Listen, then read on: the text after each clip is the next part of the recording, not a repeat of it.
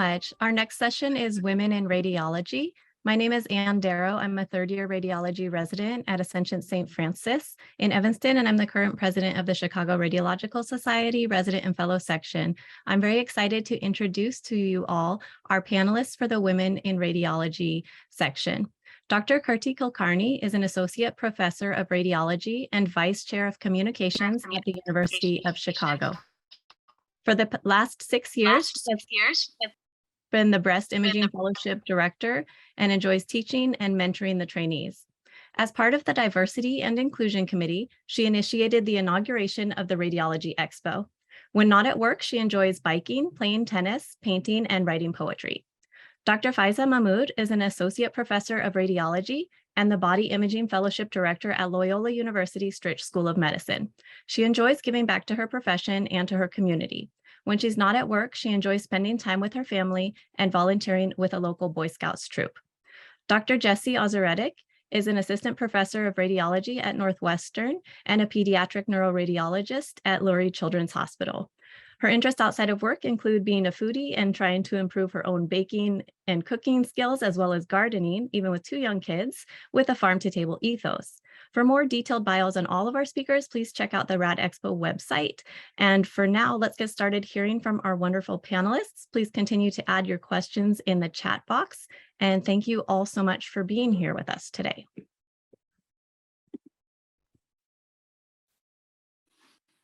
Thank you, Anne. That was a great introduction. I am, as Anne said, a pediatric radiology. So my journey into pediatric radiology is quite a sort of diverse, unique journey. And I think it's been great today that we've had so many panelists in different breakout sessions. I was just in the wellness and work-life balance session, and it was great hearing actually like everyone's different journey into radiology and medicine as a whole, and you know, everyone has a unique perspective. So whatever you do, it's I think if you find the passion for radiology, just like the yellow brick road, the end will be not the emerald city, but radiology. And radiology is so big that, you know, any aspect of radiology can fit everyone's personality. And I think as a woman, as a female, and you know, it has a good fit, because it gives you a now I feel like, you know, especially with Zoom, there is this the component to try and provide a more work-life balance. And because everyone has, you know, we have work, then we have the space, our family space. And so radiology, I hope in the future, and it is, I think, in a position to take advantage of the technology of remote working. And I also want to dispel the misconception, you know, remote working plus also being in this dark room doesn't take you away from being connected to the rest of the medical or radiology community or your resident community, right? I teach regularly when I'm on my remote shift, because we have teams, and okay, they might not see me, but I share my screen in terms of the imaging, because that's what's the important, like, educational aspect. And hopefully I think we're seeing this now too, like with these new different types of packs coming through, that there's ways to share not that just the screen, but the ability to share the mouse, so then allows your provider or your resident to actually take control of the mouse, and then they can tell you, like, oh, you know, just like we do, you know, on a like one-to-one in-person space, where they go, oh, well, what do you think of this area? And they can point it out. So I love that about radiology. I love that about, you know, I think we have a great future perspective on that. And the remote working, I think that could really help families balance the work-life balance, because when I started, radiology was slightly more of a 9 to 5, so it was very, very, I think, friendly from that perspective. But as we know, medicine doesn't stop. It's 24/7. It is 365 days a year. Every holiday, every minute needs to be covered, and quite rightly, because anyone can get sick at any time. So now there is the ability to to kind of the different work hours have to be shifted to cover those times. And so yeah, I think I could talk about this forever, quite honestly. Thank you, Dr. Azaretic. Dr. Kulkarni and Dr. Mahmood, could you share with us a little bit about your path to where you are today in your career? Sure. Hi, I'm Faiza Mahmood. Thanks for the introduction, Anne. Hello to my fellow panelists, to Hi Kirti and Jesse. So thanks to all the medical students who are here. If you have any questions, as Anne said, please put them in. As far as my path is concerned, it was sort of, it was a little atypical because I was a foreign medical graduate, and I don't know if any of you were in the previous session for foreign medical grads. There are a lot of useful information in there. But I was restricted in terms of where I could go in terms of fellowships and hospitals I could work at. But all in all, I think it was great because I worked at a lot of different sites, and nowhere did I feel that I was second guessed or put back because I was a woman. And that's one thing that I find in radiology. It varies from institution to institution, but I found that as long as you're good at what you do and you have your personal goals and you are living up to them, you move forward. So specifically for my path, I started off my internship at NYU, and then I moved on to diagnostic radiology residency at Geisinger Medical Center, that's in Danville, Pennsylvania.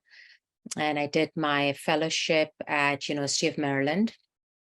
And then I worked at the Baltimore VA at Maryland because I had to finish my J1 waiver. I worked there for 6 years.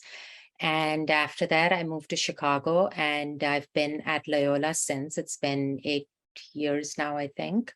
And over here, I'm a body imager and fellowship program director, and really enjoy working with medical students, residents, fellows, and have involved myself a lot with the med school, involved in their interview committee, and some women in radiology, the faculty at Loyola. And yeah, that's about my path. Hello, everyone. I'm sorry, because of some technical difficulties, I couldn't log in. I think there was a downpour of rain and my internet crashed. And so I'm sorry I missed the introduction, but I literally was there at the FMG talk, and then I got logged off. So sorry about that. My name is Kirti Kulkarni, and hello to all the panelists, Jesse and Faiza as well. Thank you for inviting me to be part of the Women in Radiology discussion. And a little bit about my path. I'm also a foreign graduate. I'm originally from Mumbai. I did my medical school there and also finished my residency. And then, you pretty much finished residency at the age of 24. And my dad was like, all right, so do you want to open a CT scan center, or do you want to start your own ultrasound clinic? And I way out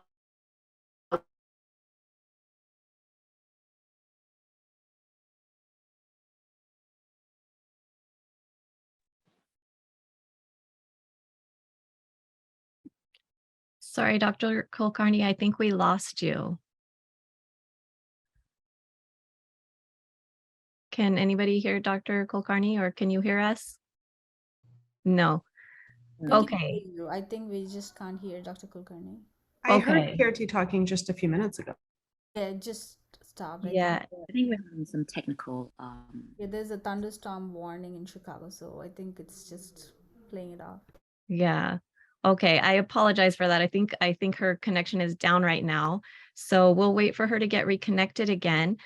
In the meantime, for the two of you, Dr. Mahmood or Dr. Azaretic, could you tell us what's the best piece of advice you received in the past when you were considering your career?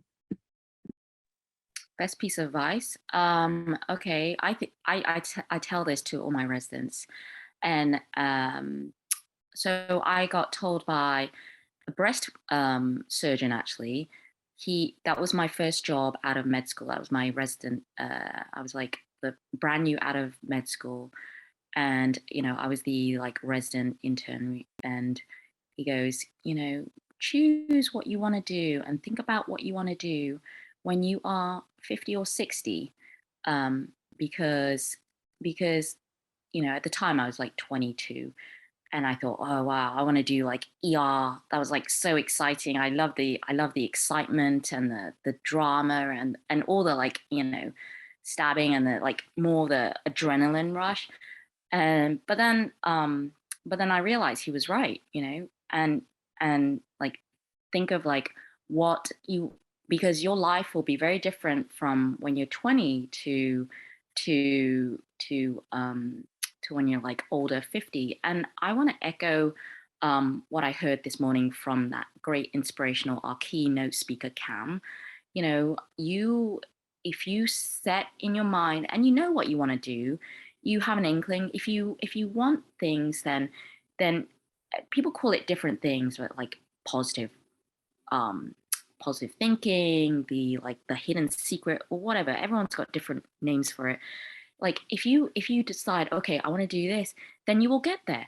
And then think of like ways to and don't let being a female or the thought that, oh, I'm a girl, I have to take care of my family, I have to do this. Don't let that stop you. It doesn't stop you. I think if you think about it, there'll be ways, and then there'll be times where you have to just like spend the money to, if you don't have the family support, to, if you have a young family and you're in a situation where you're like your family is elsewhere in the other side of the country, you got to think, okay, and you're as a resident, you're probably borrowing more money. But sometimes if you have to spend the money on like a nanny or daycare just to get you through that short period, and we're talking like it could be a few years, and then it'll get made up. And don't let it stop you. That's what I will say to my daughter too. Like, if you want to do something, just go for it. Yeah, I completely agree with Jesse.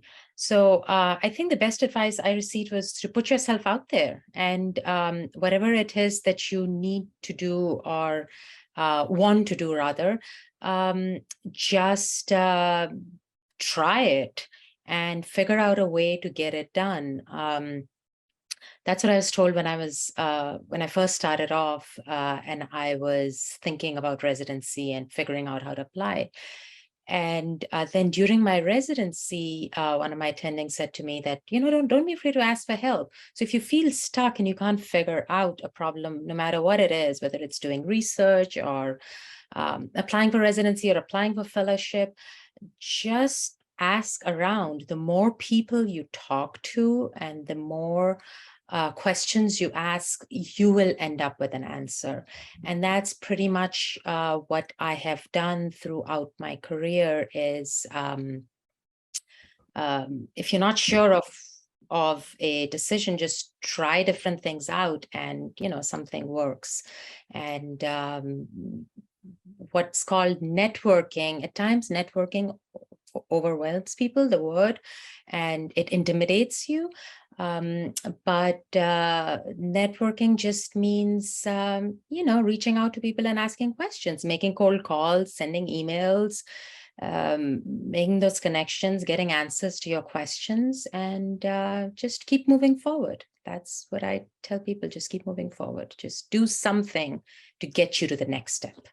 Great. Thank you both so much for sharing that advice. And I think we have Dr. Kulkarni back. We do need to wrap up here in our last minute. Dr. Kulkarni, if you're able to share anything else with us, either continuing your story or any good advice that you received in the past or that you have for the participants. Yeah, I think one advice I have, or sort of going back to like lessons I've learned, is I would recommend everyone to self-advocate. It's so important to be your own advocate in this world and have a bigger vision of what you want to achieve. And the third tip or advice would be to, have the sense of gratitude and compassion.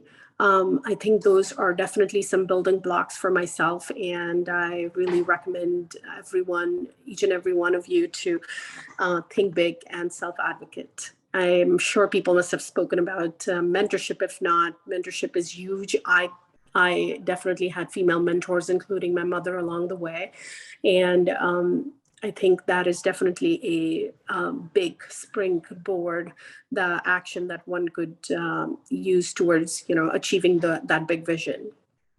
Thanks, Anne. Sorry for all the technical difficulties. Okay, see, I completely agree with you. Great. I that's just one of the best pieces of advice. And I just want to add, like, what I also want to try and I teach my kids, I go, you got to do it. No one's going to do it for you. Like, there's Google out there. Like, if you can't find someone to talk to, there's forums out there. Like, try and find something. And then there's no free rides either. There's absolutely no free rides. And that's what's gonna get you noticed. And it also builds character and strength. So, self-advocate and no free rides. And then you'll just feel like, wow, I can do it. And it just builds up and builds up more and more. Thank you so One much. One more thing I would like to add to that point is, now that there are so many virtual events and there are so many more committees and meetings that are available, those options are there than when we were trying to be residents or getting into residency. So please try to be more involved in committees and these events and volunteer, because that definitely not just helps you bump up your CV, but also makes you do that right networking and connections. That is going to be very helpful. So even if it's a small committee and small volunteering effort, but definitely goes a long way. So kudos to all the volunteers at this expo today.